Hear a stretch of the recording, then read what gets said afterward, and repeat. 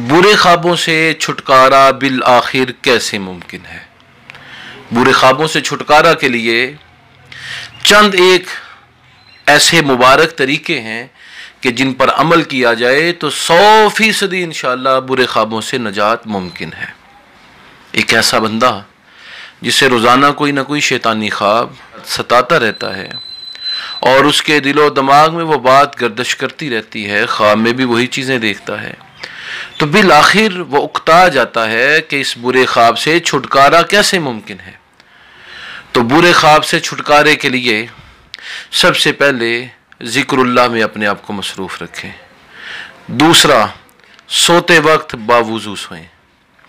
तीसरा, आयतुल कुर्सी पढ़ के सोएं। और चौथा, नबी कायनात सल्लल्लाहु अलैहि वसल्लम की सुन्नत के मुताबिक कुरान करीम की आखिरी 3 सूरतें कुल हुवल्लाहु अहद, कुल आऊज़ु बिरब्बिल फलक और कुल आऊज़ु बिरब्बिन नास 3 मरतबा पढ़ के अपने हाथों को दम करके फूंक मार के अपने पूरे जिस्म पर फेरा जाए और सुबहानल्लाह, अल्हम्दुलिल्लाह और अल्लाहु अकबर 20 मरतबा, और अगर वक्त हो तो फिर 33 मरतबा सुबहानल्लाह और अल्हम्दुलिल्लाह और अल्लाहु अकबर 34 मरतबा पढ़ा जाए। दाएं पहलू पर सोया जाए।